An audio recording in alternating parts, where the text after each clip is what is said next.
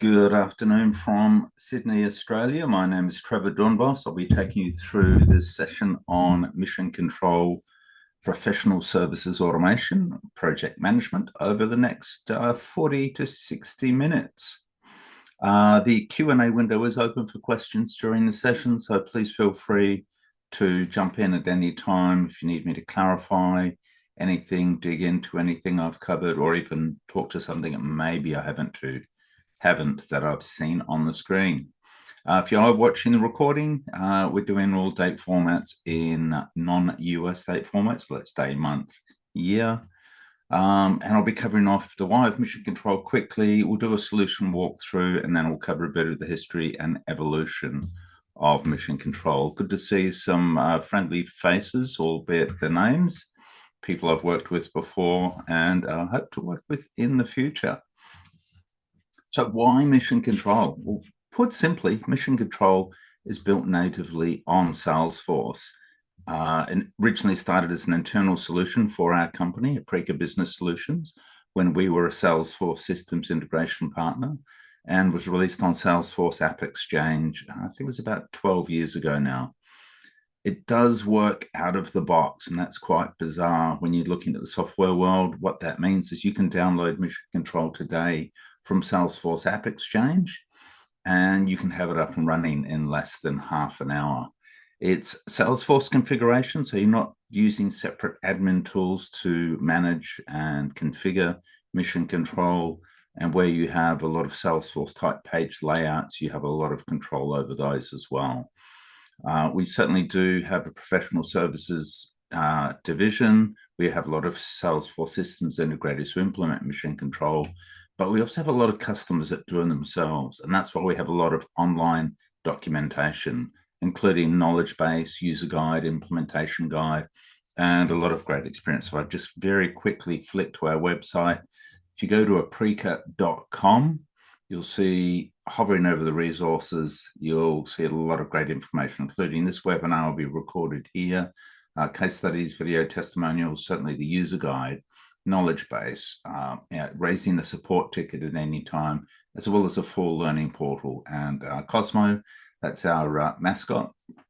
Our customer success team will run a Cosmo Campfire webinar every month on a specific feature.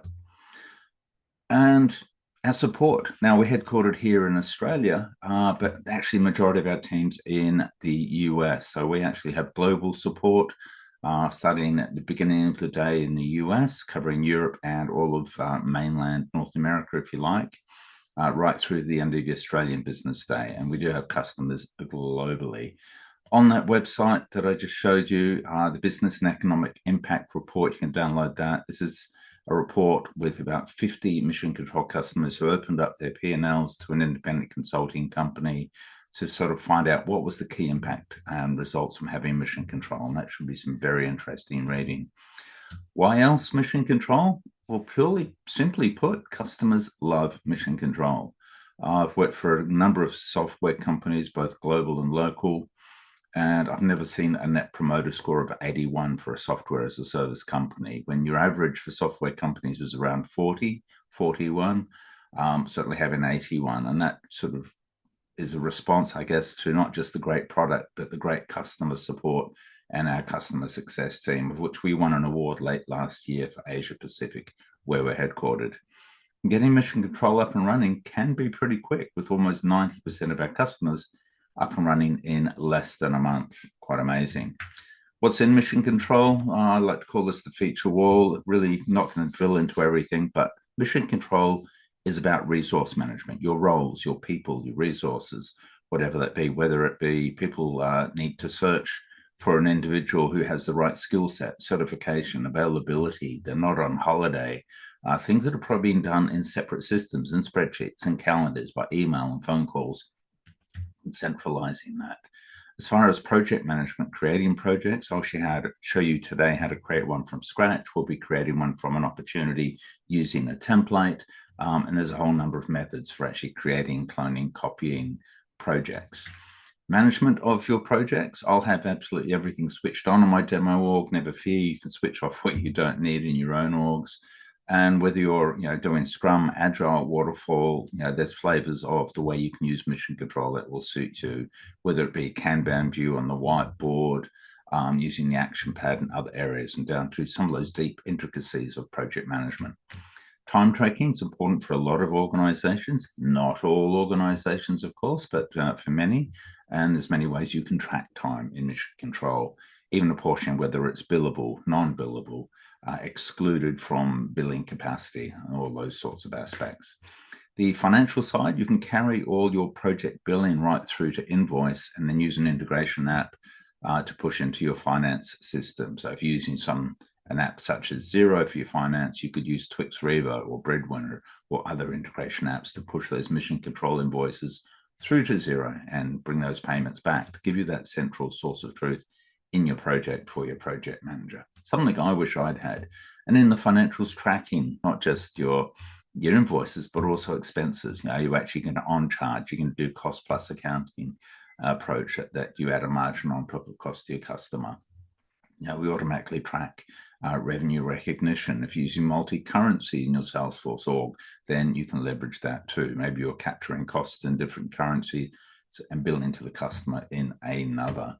If you're a software company like Aprika Business Solutions, program management within mission control, not what we'll cover in depth today, but certainly we drink our own champagne. Our software development team uses mission control for the release cycle of mission control, building out the requirements, the user stories, managing the sprints for each release, and certainly all the aspects of that, right down to risks, issues, communications, you name it.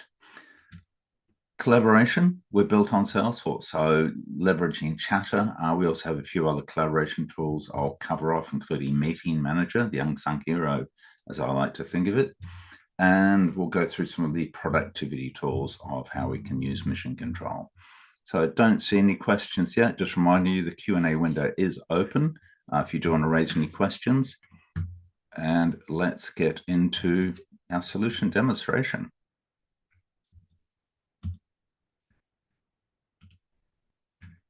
I'm going to be adopting probably about 3 or 4 different personas, nothing unusual, those who know me might say. And I'll be starting off as an admin or a project manager. I'll show you some of the aspects of mission control, how to create a project. We'll actually create a project straight from a Salesforce opportunity. We'll use a couple of ways of actually assigning resources to the project. And the auto assignment wizard, that's reasonably new, and any resource managers on the line should find that extremely interesting. And then I'll log on as a consultant, a Lana, just to show that there's different views you can easily configure. And we'll see Lana's view of the world, how she may progress the work that she's been assigned, what she does. And then when she's done that, we're going to come back to more the project manager view. We'll look at it as if we're Mick. And we'll look at what's happened with the project that we created and auto completion of milestones, some of the billing, and I'll talk to that integration point. We'll then deep dive into a project that's got a lot of data in it, and happy again to answer any questions as we go. And then we'll look at it more from a holistic view, from what might the managers care about, and we'll look at things such as your dashboards and reports, resource capacity and management using the resource planner and the scheduler. And then historically looking at things such as role utilization, and a couple of last apps, Gantt Chart Anywhere and Meeting Manager. So let's jump into our webinar and we'll start at the console. So I'm in a Salesforce org. I've had mission control installed into this. If you look at the top left, we have the Aussies appreciate this, what I call the Channel 9 logo, where I've got all the apps in here. I've got Sales Cloud, Service Cloud, Community, and I've also got Mission Control, as well as a Mission Control Community. So I'm in the Mission Control app, and that's determined what I'm seeing on my screen. And I've got absolutely everything switched on, so it may look a little busy to you. The console is where you may start your journey. It's a collection of wizards, not the arcane type. It's more wizards to actually simplify what you're doing when you get started with Mission Control. We can hide or show the different pads. So launch pad, we're creating things. Progress pad, we're progressing information. We'll see this a lot when we log on as Alana. If we want to deep dive in the management pad, we can like deep dive into our projects. We'll be having a look at a roadshow implementation later, right through to that software development with program planner, storyboards, project builders, what have you. The control pad. Now, for the admins on the call, this is something you might find interesting. This is where you manage the global settings for mission control. If you choose to download a trial from Salesforce App Exchange, put it into a sandbox or what have you, if you scroll down on control pad, there's a great little button you're going to like called create sample data. That means you don't have to create any data. We'll create some data, a couple of projects and accounts and people, so you can have a play around and, you know, without breaking your own data. So how do we get started creating a project? Well, once I've got templates, I can clone projects. I can clone any project I've created as long as it's a project template from here, or I can go into a project and clone it. So to get a project started, we'll just call this my webinar project. Maybe I've got a budget, maybe I don't. I'm going to put in 10,000 for the heck of it. And I'm going to add a couple of milestones. You do need at least one milestone to start with. We're going to go design, build, deliver. A nice simple project. I haven't set deadlines. We might go 3,000, 4,000, and 3,000, whatever it may be, and correct my typos here. All I really need is a name and a milestone, and I can actually create a project. I'm just going to make that a bit simpler, and I'm going to launch my project. Now, once you've got your project created, I've got absolutely everything switched on, as I mentioned. So the overview tab, these are all the web app components for mission control I've got switched on under a project. You can determine who gets to see what. I've also got my related list, and this will be all objects related to a project. So all the things that maybe I want to include. And I've done a couple of things here as I've actually got resource allocations, stakeholders, and other things such as if we're using files from Salesforce or Google Drive, or whatever. If we're using Salesforce capability for emails and other activities, we can do that here. But the overview, that's really where the rubber hits the road when it comes to a project. Now, there's a number of ways I can actually build out my project. At the right-hand side, you'll see I've got a couple of buttons, load and new. I could create a new milestone. I could actually copy that milestone from other projects. So I might have a number of other projects I'm working with. I might say, oh, maybe I want to bring in a milestone from my other projects. And all I have to do, I can clone checklist and who's on those, and I can load those in. They're getting information from other projects, much as if you use Microsoft Project and you beg, borrow, and steal from others. I'm going to just go this purely of building up from scratch. So I've got 3 milestones. Up here, I've got a menu where I've set all the key things I, as an admin, as a project manager for creating projects, like to have. One is the Create Actions page. And this page makes it really easy to go through and create actions where we're assigning the work. So let's go design, build, deliver.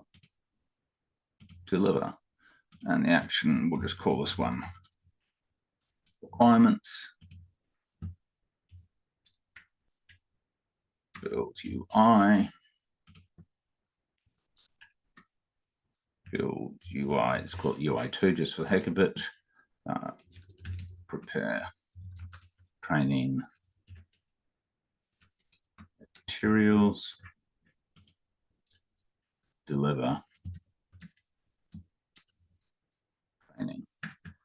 Okay, I could just hit save now. I haven't had a need to do anything else, but I'm making this a billable project, so I'm going to put some hours against it. This could be a fixed fee project, but it's really good to track the hours so you know how your margins are going. So I might go, I'm going to put 16 hours, 32, 4, 8. I'm going to start this one on Monday. That's only going to go for 1 day. I'll start that one on Wednesday. I want that to go for 2 days. Maybe start that one the following week. I want that to go stretch over 4 days, and so on and so on. We'll deliver the training way down the track.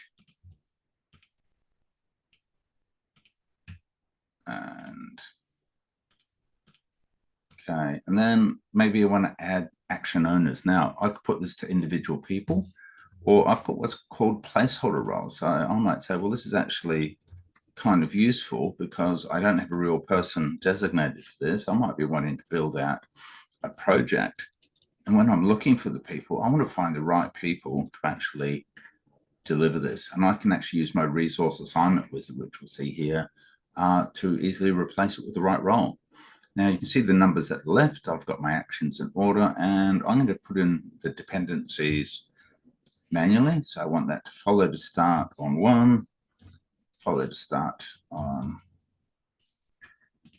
2, 2, follow to start. Right, it's not liking me here. Let's tell you what. I'm just going to hit save for now. Let's have a look where we're up to. There's always ways of getting around. I'm actually in the brand new release, so there's a good chance there's a minor bug in there. So I've got all my actions there. If I have a look at my action pad as well, I can see a list of all the actions I've actually created, required, build UI, UI2, prepare training, deliver training. I can have a look at that. That's automatically being created for me in the Gantt chart. I can see requirements, build UI, and I'm just going to do nice little manual dependency drag. And I actually want this to happen the following week. I think that's a better idea. We'll deliver that on the Friday. And that's all good. Now, if you want to do things such as get into billing, I'll show you that in more detail under the detail tab in the next part when we have a project. But under there, we can choose the billing type, how we want to choose our rates, all that sort of thing, as well as how that's all going to run. But for now, and then once that's completed, sorry, there's another way of going into that detail. We could choose, for example, fixed price. Project budget was 10,000. I'm just going to do it anyway. I want the costing to be on ROBAS for tracking my margins. Tax rates to be Australian GST. And I might just quickly set this as a template. If I've made any errors, it'll let me know. That looks pretty good. So this project's actually ready to use as a template. So that was a lot more than I probably planned to go through in that. So that's basically creating a project. I showed you loading. If I like this project and I make another version, I can clone this and from within the project and just create a copy of that and maybe I want to do a time and materials version of this project. Assuming that my system responds to me in my developer org. We could just call that T and M. So I've got another project, keep it exactly as it is. So that's how easy it is to actually copy and clone. Opportunity to project creation. So really where we're connecting sales to delivery, and that's really important. So whether you're creating your projects from an opportunity or potentially for any other object, we also have a thing called project request, where you can have requests for projects come from any Salesforce object. You might say, I want to create it from a Salesforce case or from an account or what have you. And if you've got any questions on that, we can follow up on that with you. So opportunity to project creation. Here's a reasonably vanilla layout for a Salesforce opportunity. We've added the 4 fields for the mission control automation. A number of ways you can do this. We're taking the opportunity method just to take the whole template and create a project. If we're quoting out a project based on products, Salesforce products, those products could essentially link to a template to bring in the correct milestones. You might say, I'm going to sell the product as design, and then that way I'll bring in the design milestone. So certainly there's another session on that we can send out. So I've got my template here, my fixed price project. I've got my project budget from the opportunity. I've got my project start date set down here. Now, all I need to do is generate the project. Now, I can go and do this manually. I've got one piece of automation in my org, which is the Salesforce flow, which essentially says when I select close one, tick that box for me, which means I can actually simplify that process. Maybe you don't want your salespeople to generate the projects. Maybe they select a box and that happens in the background. Maybe they use the project request. So you're not beholden to actually create it from the opportunity the way that I'm showing you. It's very, very flexible. So I've closed one. That flow has actually generated a project. It's actually checked that box for me. It's set the project start date. If we look at the right, we can see it's already got the Salesforce account leverage in it. So apologies for the audio if you can hear the helicopter going overhead. We get this from time to time. I've got Salesforce account record. I've got the project budget, which I've taken straight from the opportunity. I've got the start date from the opportunity. If you've got other fields you'd like to include in your project, there's a mapping tool that we can map from the opportunity any standard or custom fields to standard or custom fields on the project. So I'm going to go into the project and I'm going to look at a couple of things here. I want to do the resource assignment wizard and the auto assignment wizard. Now, my default when I come into the project, my view is I want to see the work breakdown structure under the overview. There's a whole lot of other tabs I can choose to launch or land into. And under the work breakdown structure, I can see I've got 5 milestones. My first milestone has an action requirements meeting. It's set to start today. I've already got an alert here saying that it's running late.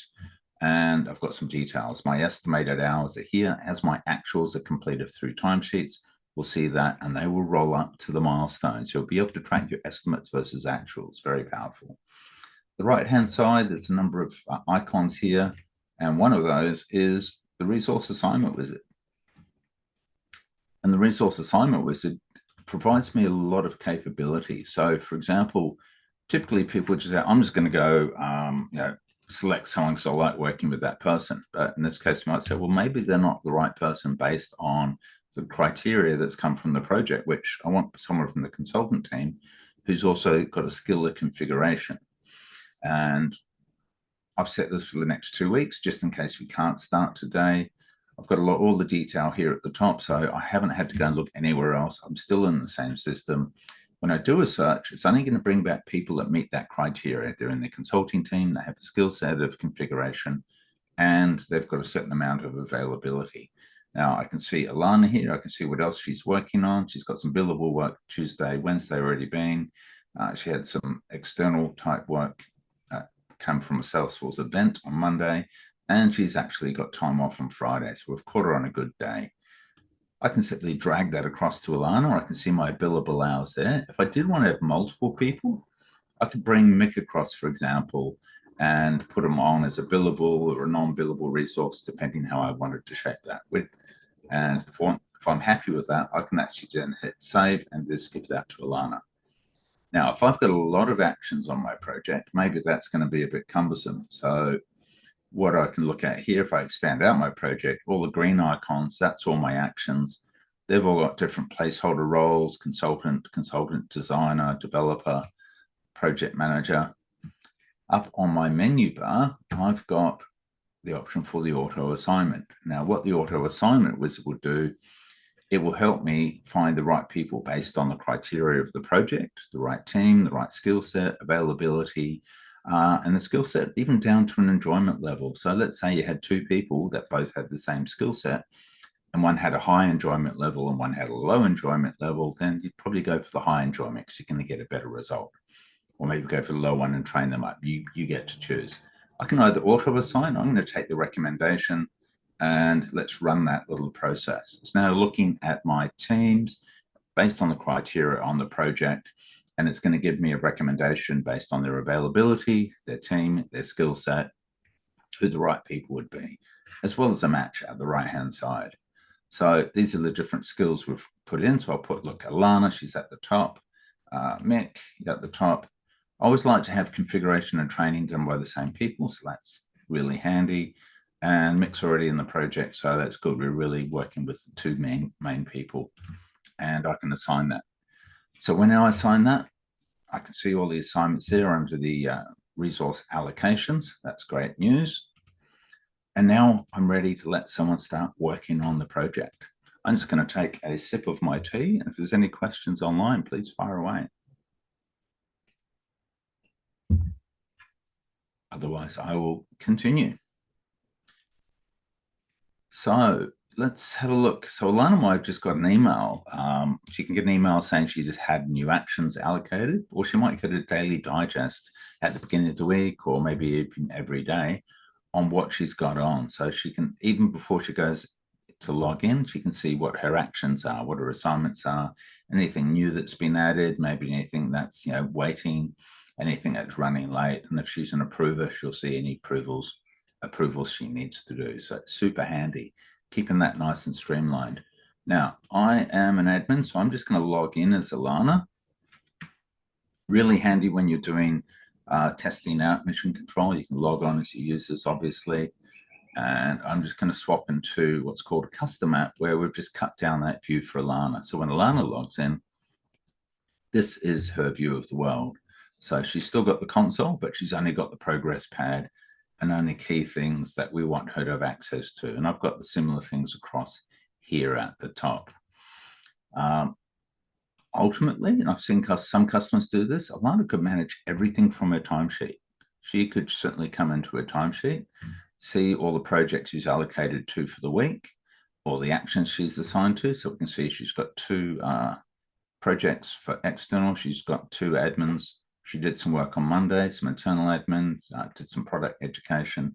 She's got an allocation to Ace Enterprise Build here for Tuesday and Wednesday. So she hasn't logged the time for that yet. And we can see implementation services, that requirements meeting. Because it's in gray, that's the scheduled time. Once you save it, then that's actually there. And we can also see she's got Friday blocked out because she's actually got PTO or holiday booked, annual leave. And our system's blocked out the weekends as non-working days. If she wanted to bring in other projects she's allowed to see, she might say, oh, look, actually, I want to do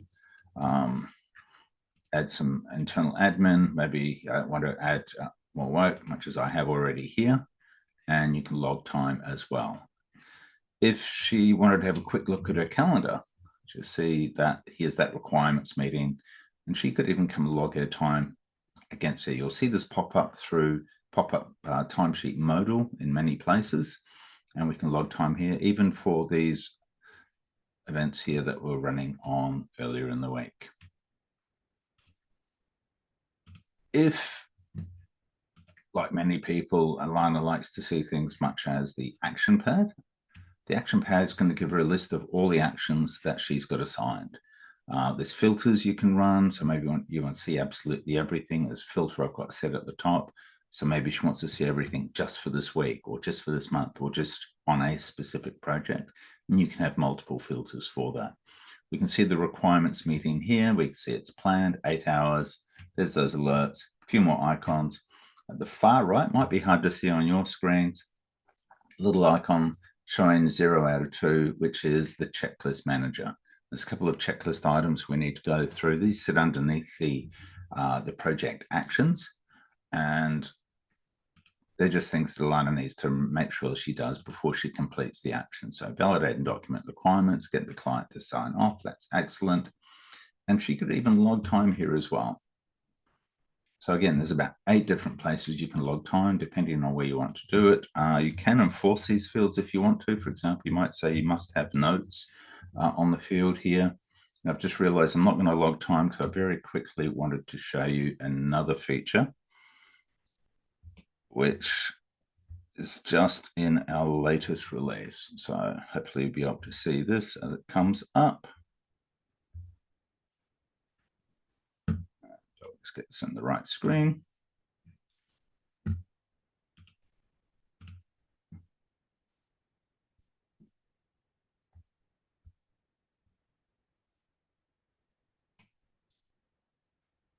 Joys with mirroring.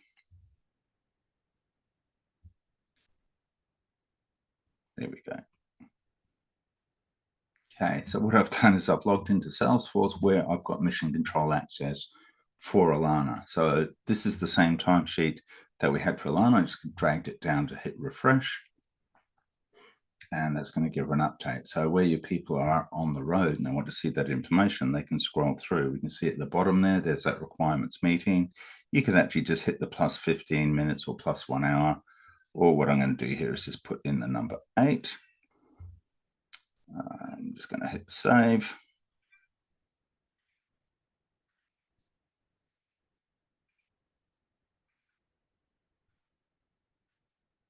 And we'll just see if that's come through. First time I've actually used this, so that's always a good test. And we'll just give a minute for my mouse to recover,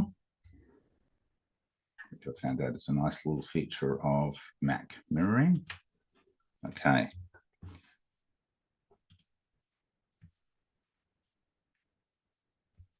Nice little glitches you have in webinars. Should be about another 30.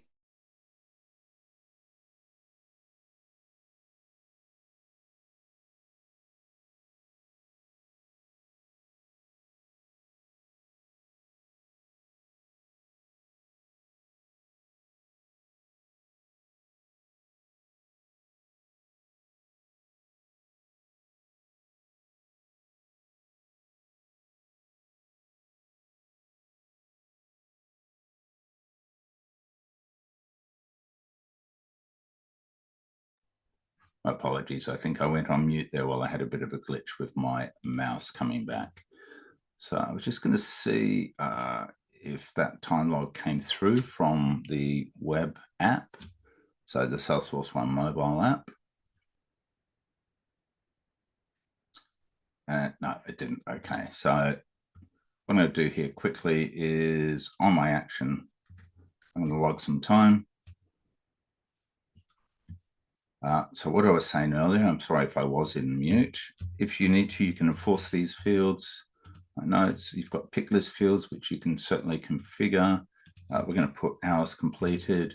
I'm not going to mark it as complete yet. I just want to show you from another aspect. So that's there. We can see those 8 hours are being completed. So there's that estimate. There's that actuals. You can also see all the actions allocated based on what we're viewing from that filter. Now, if Lana was more of a visual person, I know a lot of people use whiteboards.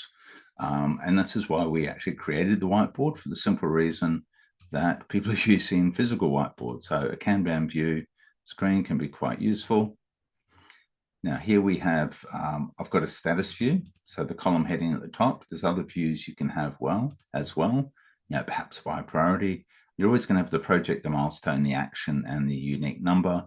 And then the other 5 fields you can determine. There's a little cogwheel at the right, either your admin or individual users can choose what fields. I've just got a start and end date, checklist items, hours scheduled, completion percent, plus all the icons I want to see. This could be any of the standard or even custom fields available in Mission Control. So sorry, standard fields available, any custom fields you create. So from here, I can see the project status bar is complete. We've done 2 out of 2 checklist items. Okay, it looks like that time did actually come through. So I might just go through and correct that. I've done 16 hours, so it just took a while to come from the mobile app. That's good to know for future. Before I complete that, I'm just going to go to the timesheet here. And I can see, look, I've logged it twice. I can see here I've got a total for 16 hours. And I'm going to delete the one for yesterday. We don't need that. I've auto approved here. Okay, that's looking a lot better. You can have timesheet approval. So that's a good point to say. You could either auto approve like I have here, or have project managers as well as line managers perhaps approve in time. So we've completed the action. We've done everything we need to. It's at 100%. Checklist items done. Time logged. All good. And I can just drag that to complete. So there's a lot of things you can do there. I could have actually gone into the timesheet here and marked it complete. We can see the checklist box I've actually made available on the timesheet. So as I said at the beginning when I logged in as Lana, you could do everything you need to here, including using a stop-start timer if needed. No questions so far. I'll continue on. So there's a lot of other aspects we could show as user, but I'm going to log out as Alana for the sake of time. And let's just have a quick recap of what I fumbled through in that session. So we can get email notifications, new action, dependent actions completed, daily digest. You've got the action pad, which I showed, the whiteboard, the timesheet, and other aspects. Now let's look at what's happened. I'm going to look at it from Mick's point of view on that project we created and what's happening. He wants to have a look at the billing. So if we just close down for Alana and have a look at Mick's view of the world, I'm just going to hit refresh. He's managing all the ACE projects today. And we can see there's our implementation services project. There's a question there from Andrew. Can you restrict who can complete tasks so Alana can't complete her own tasks? Yeah, I'm going to say yes. Might be a bit of detail on that. So you could actually restrict that, I believe, through Salesforce permissions and other aspects. But yeah, certainly happy to expand that one. I'm just going to copy that question, Andrew, and follow up with you separately. So thank you. Good question. But certainly you can assign work and determine who's allowed to do what within the system. So I just say we've answered that. Okay, so I'm looking at the world from Mick's point of view. He's come into the project. We can see, if we have a quick look, our requirements milestone is now completed. I've got a little setting to say when all the actions under the milestone complete, or to complete the milestone. This is a fixed fee milestone billing project. So I've got a milestone budget for 3,000. So what that means is the billing event should have run, which it has, saying that we're going to generate an invoice for $3,000 plus $300 GST. And if I dive deep under the covers, I can see all the financial aspects of that billing event. It's in draft status at the moment. I can see the tax implications. If I need to make any amendments, I can certainly do that here. An invoice PDF will be generated after a few minutes when that runs. Now, this is the point where you might want to say, you know, when this is approved, when this is good to go, I want it to be pushed to my finance system. Let's use Xero as an example. So where that integration would happen would be against the billing event. Bear with me. Against the billing event, and would actually push from the billing event. You can even determine which GL code to put when it goes into the system. When that payment comes back via the integration, then it will show here under the billing payment. Now I'm going to do this manually, but you could actually be automatically doing this. This is certainly how we do it at Aprica. We use an app called Breadwinner, which integrates into our Xero. I'm just going to put requirements paid, date paid, same as the invoice, which is always awesome. 3,000 plus GST, whatever the reference code for the invoice was. Let's call that MCA 001. Now, why have I gone to that extent? The key thing is a lot of clients, I've been a project manager, engagement manager, and being able to get the information on when has the client paid. We've invoiced them. We don't want to start any more work until they've paid the invoice. So if I look at the billing tab, I can see not only was the invoice issued, it's also being paid. So really useful. I don't have to call finance. I don't have to email anyone. I don't need to remind the client. A lot of great information there. So just quickly covered off there, milestone order completion, billing, and integration. Let's deep dive into another project. So this project here, a roadshow implementation, very similar project. It's got a few extra features. We've actually got phases as well as milestones and actions and checklists. And I've broken up my project to say phase 1 initiation has 2 milestones. Phase 2 delivery has 2 milestones as well. You can see a lot more information. And then, for example, you've got project, phase, milestone, action, and checklist items if you need to have those deep layers within your projects. Now, as a project manager, I can get access to insights. It's literally called insights on my project, very configurable on which you do and don't want to have in your project view, cost performance, and schedule performance. Now, cost performance relates to the hours I'm delivering, have I actually made or lost money so far on the project from where we started. And then schedule performance is, are we running ahead or behind? Now, 1 is good, below 1 is not great, above 1 is awesome. So if you're ahead, you're above 1. If you're behind, you're below 1. And I've got red, amber, green setting going there. Another question, can you surface billing information at an account level above project level? Yeah, certainly with dashboards and reports. We should get to the dashboards and reports at the end, and I'll be able to cover that off. I'll leave that question up there as unanswered, but I'll certainly come back to that. So this project's got a lot of information, including, the burn down doesn't hold true because it's a demo org and I've put all the time at a certain time, but you should be able to track the burn down to where it should be going. I can see that I'm just past halfway of my actions. Nothing's overdue. I've got a couple of risks, about 4 issues raised. I can see my risk matrix there. No overdue checklist items, 3 completed. And then I've also got the financial information down here. Now, I'm not going to go through all of this in detail, but the hours we've got scheduled originally is 98 billable. I can see here that I had 8 non-billable completed, which may have impacted our margin. Now, the way that the figures that left, billable hours, this is for tracking. Our project budget is fixed fee, but we say, look, if we were at billing this time and materials, what would we actually be charging? So are we charging enough margin to keep us on track? And at the moment, this is actually looking good. The forecast billing to complete is 22,460, and that's going to be under the amount. Except I can see at the right here that our anticipated project expenses are actually, they've just been hit, gone slightly over. So it looks like we might be losing a bit of margin on this project. So part of that is because of the non-billable hours. But what we can do is we could raise a change request for that. So there is actually a change request object in Mission Control as well that you can use to do that. I can see I've got a change request, increase scope for design, and we can send that out, build in some automation and approvals for Salesforce to actually push that out.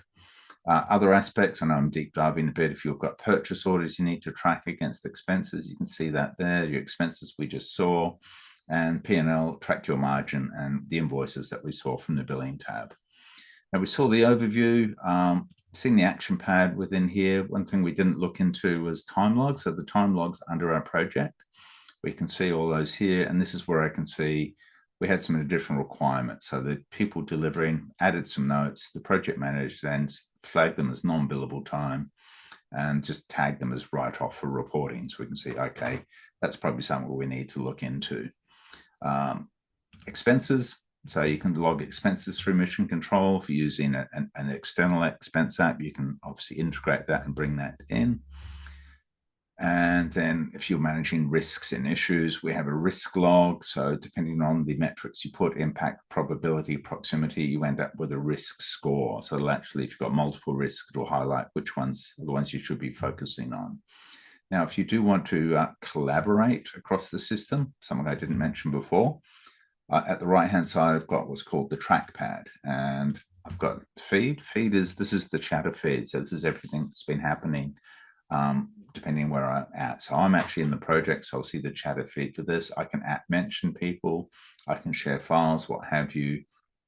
I can also, do things like add risks and issues like I have here. I've also got a risk detail down here. So if I want to put more information around that, this is a Salesforce page layout. So depending on how you want it to look and feel, you can update that as well. So looks like, here's the countermeasure that we've got for this risk based on internal challenges for designer resources. Issues, again, and if you're using Salesforce Community, Experience Cloud, Experience Site, you can also have Mission Control licenses for your customers or your partners so they can actually interact live on the project. We've gone into the whiteboard and other areas in the Gantt chart. If there's any questions on the Gantt chart, I'll cover that off probably in the Gantt chart anywhere in a couple of minutes. But certainly there's a lot of aspects to the Gantt chart. You can see the critical path. I can see all the dependencies here as well as on the screen, and I can manage and monitor those things as we go, as I need to expand things. And then if I'm happy with that, save it.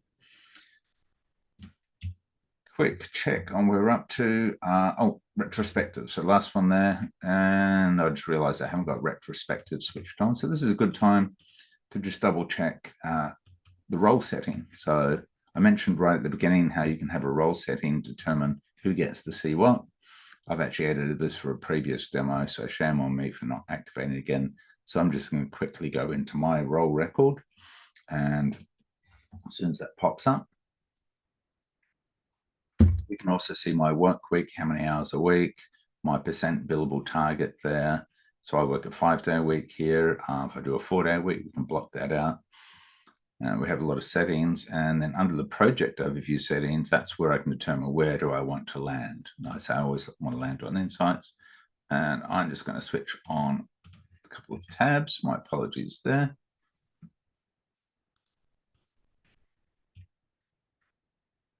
And then when that pops up, we'll be able to refresh the screen. Have a quick look at 2 more tabs.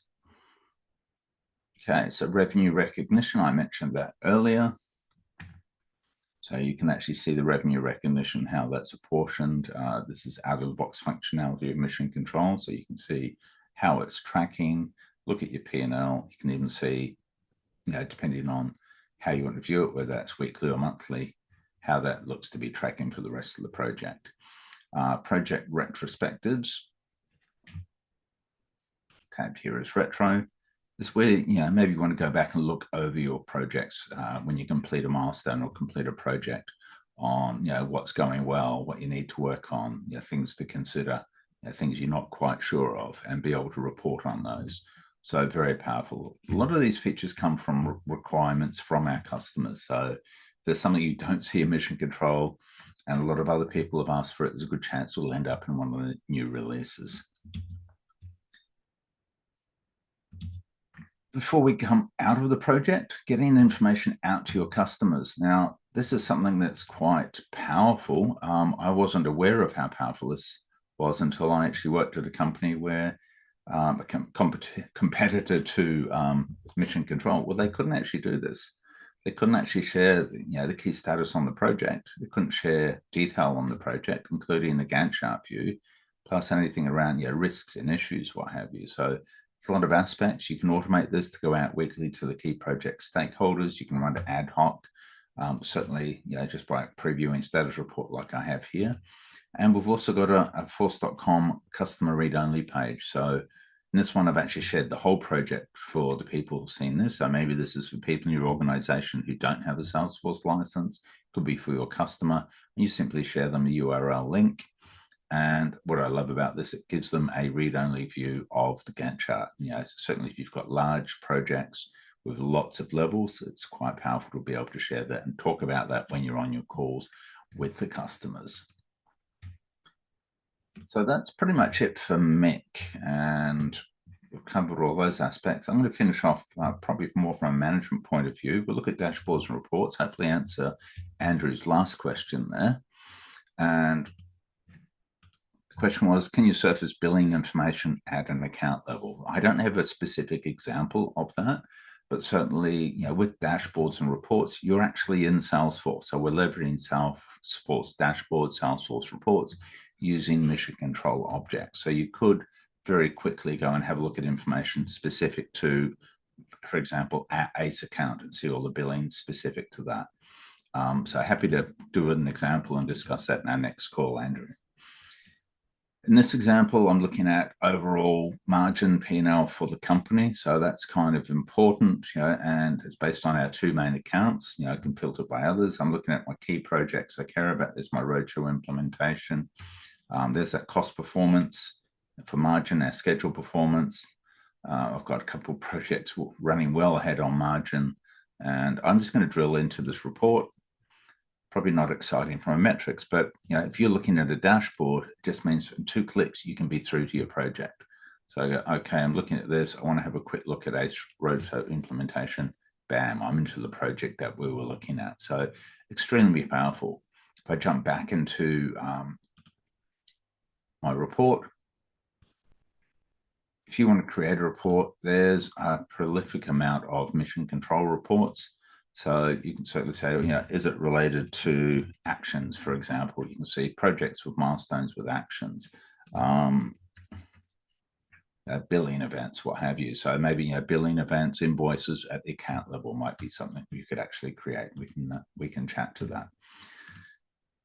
Probably one of the most powerful features for anyone who's considering resourcing is the resource planner. And in the resource planner, we've got those people we saw before. So there's Alana.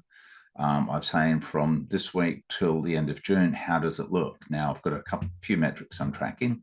In blue, I've got actions allocated to live projects. I've got any PTO, annual leave, holiday booked here in a sliver of orange. I've also got forecasts from my opportunities. So we have a thing called opportunity forecasts. Could actually be from projects as well, of additional work or work that's about to happen, but we haven't actually got the contract signed yet. But we'd like to start forecasting people. I can see based on this filter, and again, this filters all the way through mission control. I'm just saying, show me my key consultants, and you can have multiple teams. You could flip between teams to see the capacity very quickly. And I'm saying by role, and you could actually look at the master team, what team they're part of, consulting, what have you. When we look at the planner, I'm looking for the same period. You can look at that daily, weekly, or monthly. You might say, I'm looking for the next 12 to 24 months. What does that forecast look like? Here, looking here to the end of June, that's my same people. And while Alana's at high percent of capacity, I can see she's actually got some green space in there, but some really bad red space, 84 hours in 1 week. That's pretty tragic. What I can do is have a quick look at what's impacting that. I can see whether it's billable or non-billable. So we've got billable. She's also got some non-billable work there. She's got some holiday booked this week. I think that's tomorrow she's got off. We can see internal admin, other work she's got on. And here's that opportunity forecast that I talked about. And that opportunity is at 90%. We've already started forecasting it for the end of May. So in a couple of weeks' time, we expect to start that. So really powerful. We haven't closed the opportunity. They're just getting the final contract signed, but you can actually start forecasting that out. So I hope I answered your question earlier, Andrew. What if I want to make changes to this? What if I'm not happy with the way that's looking? Then I can go into the scheduler. So in the resource scheduler, this is where I can hit refresh. It's probably been sitting idle for a while. I can look at this by weeks, by days, by months. I can choose how many weeks or days or months I have showing in the screen. So let's say I'm just going to pop that to view so I can have a look. Here we go. This is Lana booked in some time. We saw that in her timesheet. She had a project here she's working on. There's that requirements milestone because we're looking at the actions level. I can see she's got PTO booked. And I can also see here that it's not looking great. She's actually got presentation skills training as well as the trusted advisor, and she was auto-assigned based on her skill set. I'm just going to quickly reassign that to Bethany because she's a gun, and that'll sort that out. I can see there's other problems here, so you know what, I'm just going to move this around, and I can see that's still causing a bit of problem. If I'm got control over these projects, I could even, my apologies, I can even drag these out so I can see very quickly how that's looking, and then hit save when I'm happy with that. If I wanted to see a similar view to in the resource planner, then I could look at a heat map view of that as well.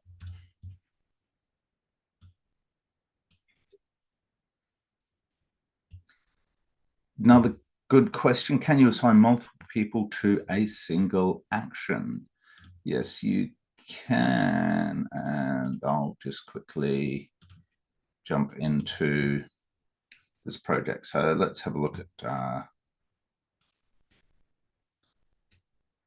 so let's say, for example, I assigned Alana as the owner of the action and wanted Mick to be 2 hours billable. I wanted Kai to be on the project, but he's learning, so we're going to put him as non-billable. Then I can do that. And then what I can also do, there's a little tab up here. If I don't just want to show that and I want to distribute the hours, using the hours distributor, I can see those allocations and I can choose where do I want those hours to sit.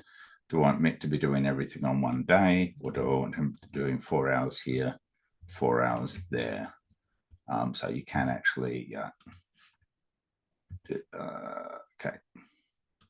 That was operator error more than anything. But certainly, I'll find, I think there's a Cosmo Campfire webinar on that. So I'll look to do that. And let me just copy that question to make sure that we do follow up on it. We're on the home straight now. Appreciate the questions. They're good. And so the resource scheduler, that's probably my developer org bug. Historical utilization. I've got an example here of Alana going back to February, and we can see the different types of time that's tracking. Now you can do this by teams, by their master team. Like you can be in multiple teams. You can be in consulting team, Sydney team, Australia team. Consulting team may be your master team. And you can track basically the hours that you're supposed to work, how many you've logged, how many of those were billable, if you had anything excluded from billable capacity, so maybe you're on training, you want to take that away from capacity, any non-billable hours, any holiday hours, vacation, annual leave, and then it gives you all the metrics here. Now, if you've got doing it for the whole team, then it'll roll up to a team level as well, so you can track across the board. So like general utilization, 104%. Billable performance was actually at 85. So it's still above her threshold of 80 and doing well. And you can see highs and lows as and her capacity was a bit lower because of other aspects from non-billable hours and other things. I talked to Gantt Chart Anywhere earlier, and certainly you can, as I said, use filters anywhere through Mission Control. I'm just saying let's have a look at all our ACE projects, and here I can actually see my key projects here. Oh, bear with me. And I've filtered on the projects I want to look at. I can see I've got one coming up in a couple of weeks, and I can expand out individually or all of them together to get all the key information on what's happening. You can actually also have cross project dependencies. So not just like action to action or milestone to action, you can have cross project dependency, which if you're running a program of projects can be really, really useful. Last thing in the last minute I wanted to touch on is Meeting Manager. We'll probably send a follow-up for this for anyone who's interested. And it's a key feature that's available in Mission Control. We use this internally for all our meetings. So attendees, who's attending the meeting, you set your agenda, you can do your follow-ups. Was it resolved? Do you want to add it to the next meeting? The reason this came about is from one of our partners that said we could have 6 people spend 10 minutes on a billable project to resolve an issue, and they'll all log that time to meeting or admin, where in reality that was 1 hour of billable time lost. So you can actually from here log time to the appropriate projects. You're not losing that time. And then also send that as PDF, the minutes of the project and follow-ups. You can also add agenda tasks. So things that people need to follow up and get emailed on and reminded of. So extremely powerful. I will run through the rest of the presentation deck. For those who would like to see this, certainly will be in the recording. If you wanted to actually set up a next session, you can certainly do that. And for a couple of people on the call, you've probably been through this already, having an Are We a Fit call, going through to a requirements call, and then doing a tailored solution demonstration. Mission Control turns out to be the right solution. We don't just sign you up and forget you. We put you onto a 90-day onboarding plan. The person that you deal with, the account manager, will be your account manager ongoing. There'll be all sorts of support ongoing, as well as those monthly campfires, which I mentioned, as well as health checks as well. Where did Mission Control come from? Started as an internal app for Apriga Business Solutions and was released in 2012 on Salesforce App Exchange. So we're celebrating 12 years in July. And we've had about 20,000 total users, 12,000 active users, and we've got customers in 25 plus countries. But there's a lot of information that's passed through the app. It is native to Salesforce. You can get this from our knowledge base, the licenses that we do support. So if you're only using platform licenses, you can still use Mission Control. We've had customers that only bought Salesforce to support Mission Control. So one enterprise license for the admin and then platform licenses for anyone else. And all the benefits you get with Salesforce, being able to configure and customize that to your heart's content. And it's not just for consulting companies. We've got customers in all sorts of industries, construction, architecture, pharmaceuticals, you name it, software companies like ourselves. There's plenty out there. And part of that support and there's an online learning portal. You'll see a lot of that information. There's Cosmo Campfire webinars, which I mentioned, but you can actually do self-paced training. As far as collateral, we've got case studies on our website. I always like to mention brands.